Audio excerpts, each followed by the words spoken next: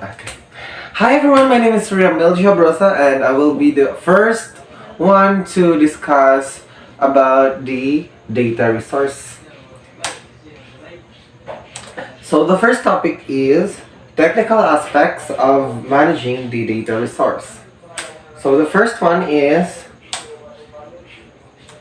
data model. So data model is an abstract model that organizes elements of data and standardizes how they relate to one another and to the properties of real-world entities. Data model is a logical interrelationships and data flow between distinct data items involved in the information world. So it also includes information on how data is stored and accessed. For various business processes, data models can be used to indicate what data is required and what format. The word data model can be used to refer to two different but related ideas, and it can also refer to an abstract formalization of the objects and connections found in a certain application domain, such as in a manufacturing organizations, customers, products, and orders. So that is data model. The second one is the metadata. So metadata is the data that provides information about other data. In other words, it is data about data. So metadata is information about information. Metadata adds information to data, making it easier to find, use, and manage. One example of metadata is the information placed on a letter envelope to assist in the delivery of the real content. HTML tags, for example, tell web browser how to lay out websites so that human can read them and follow links to other pages more easily. So, example of metadata is a collection of information like the author, file size, the date that the document was written, and keywords to characterize the document would be a simple example of metadata for a document. The artist's name, the album, and the year of the song was released are example of metadata for a music file. So the third one is the entity relationship diagram, or EDR. So it is a graphical representation that depicts relationship among people, object, places, concepts of events within an information. It consists entities, attributes, and relationship. So entity relationship diagram is a form of flow chart that shows how entities in a system, such as people, things, or concepts, interact with one another. In the disciplines of software engineering, business information system, education, and research, entity relationship diagram are most commonly used to build or troubleshoot relational databases. So, certain guidelines in dealing some concerns in data modeling. So, the first one is the objective. So, the objective must be justified by some clear overriding need, such as coordination of operation data processing. The second one is the scope. It must be carefully considered. Generally, the broader the scope, the more difficult the project is to manage. And the third one is the outcome. So it includes a subject area database, definition, identification of common data, captured systems to be shared by several departments. The more uncertain the outcome, the lower the change for success. So, data modeling.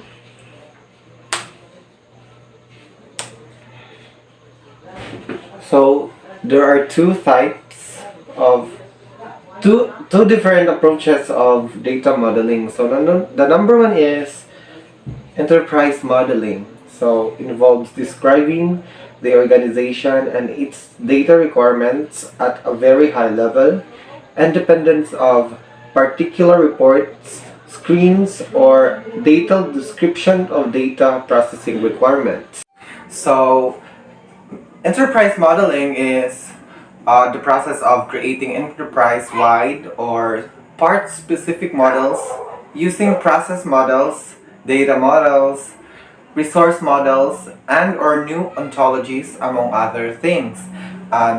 It is also built on enterprise knowledge, previous models, and or reference models, as well as domain ontologies, all of which are represented using model representation languages.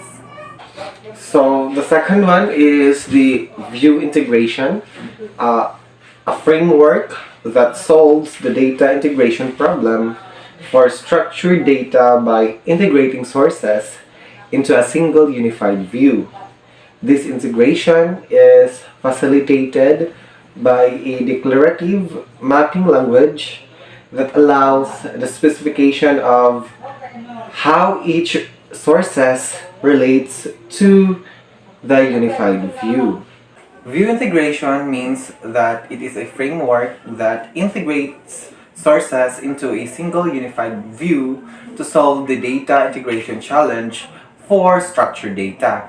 A declarative mapping language facilitates this integration by allowing the specification of how each source connects to the unified view. Let's proceed to database programming. So, database programming involves designing and maintaining a database for an application. Best practice include establishing relationship between different data sets and testing for errors and duplicates records. So the job of the database programming is creating and maintaining a database for an application. It also establishes links across multiple data sources, and testing for mistakes and duplicate records are among the best practices. Another important aspect of database programming is retrieving data instances from the database. So that is database programming.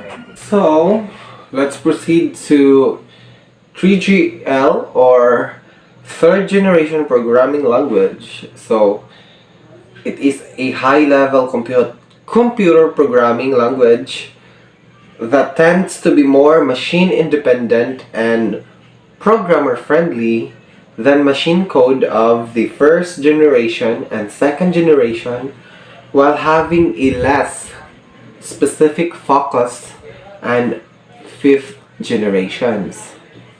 Third generation languages are far more machine agnostic and programmer friendly than second generation languages.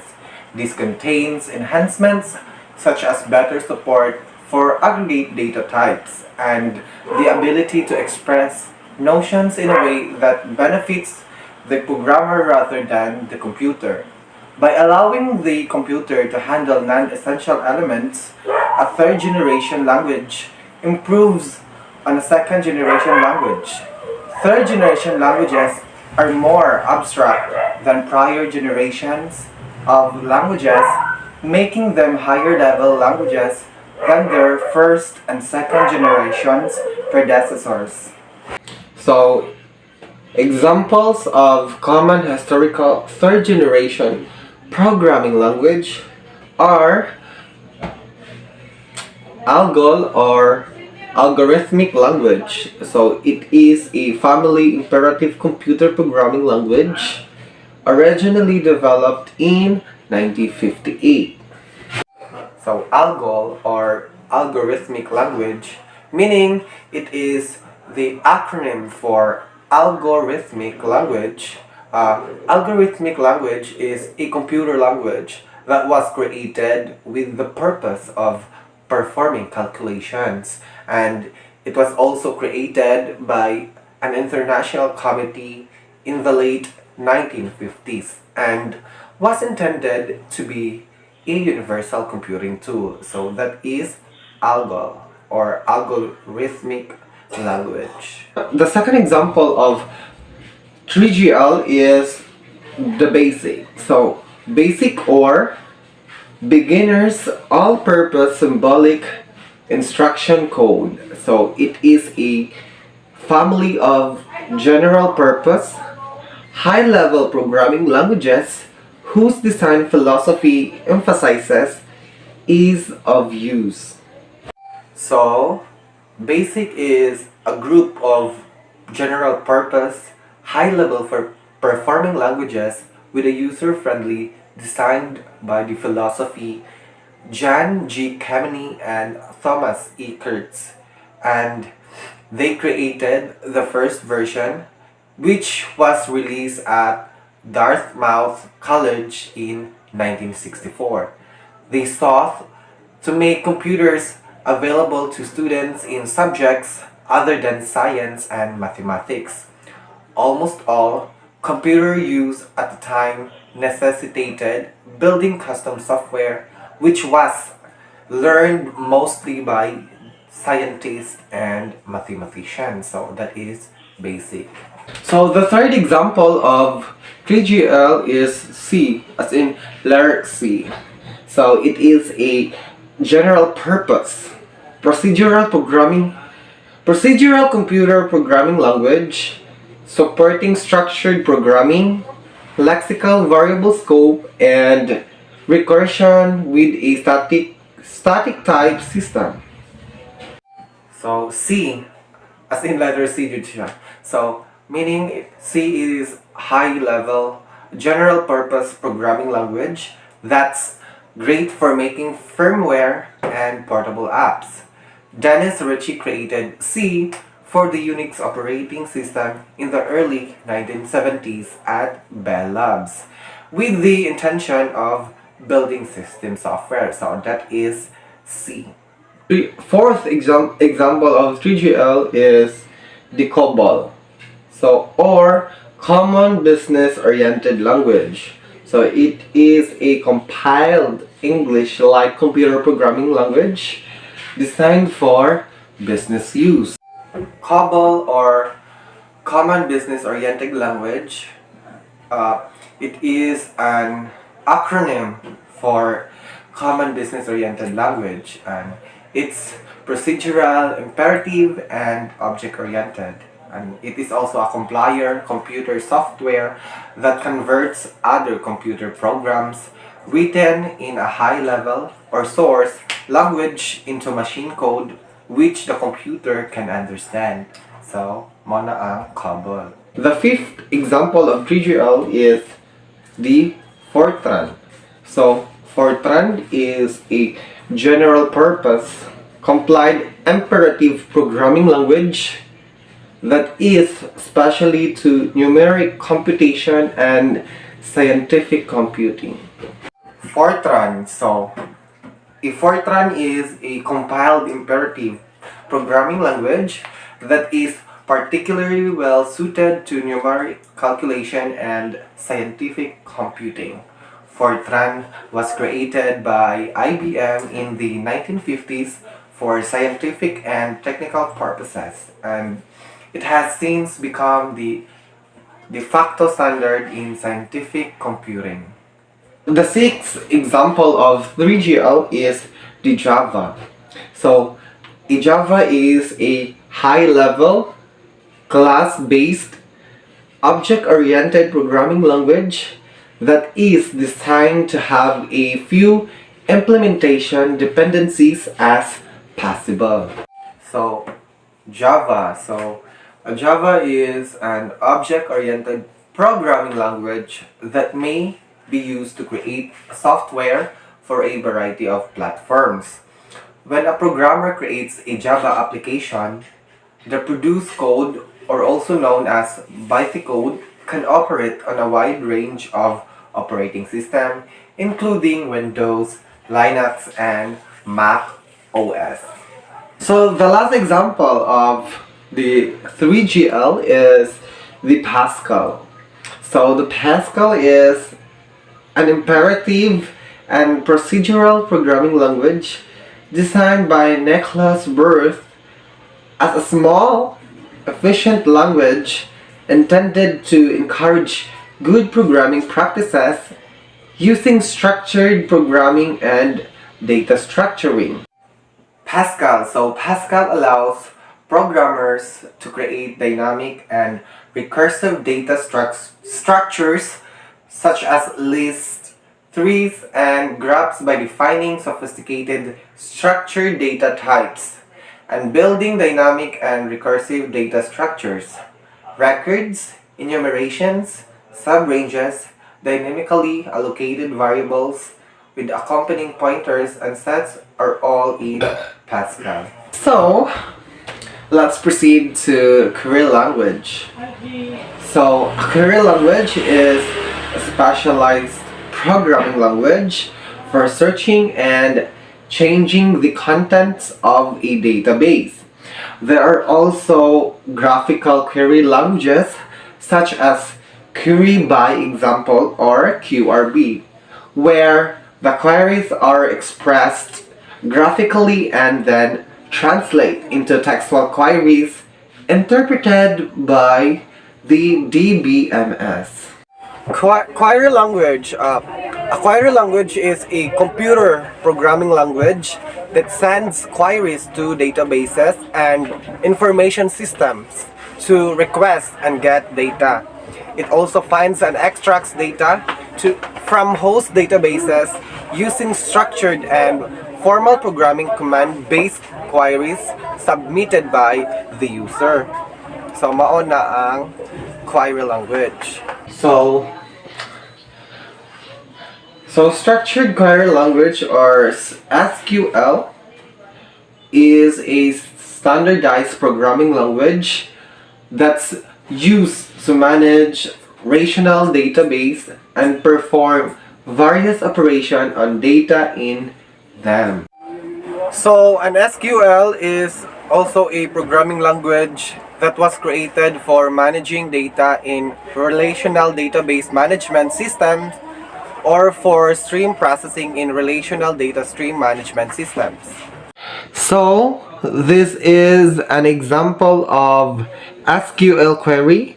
So mo na siya, selected order ID, then nakasuot pa mo ang customer ID, customer name, then order date from customer, order, where order date, example April 12, 2011, and customer ID, order dot customer ID. Let's proceed to extensible markup language or XML. So it is a simple text-based format for representing structured information, documents, data, configuration, books, transactions, invoices, and much more. It was derived from an older standard format called SGML or ISO 8879 in order to be more suitable for web use. XML. So XML is one of the most extensively used formats for exchanging structured data today, both locally and across networks, between programs, between people, and between computers and people.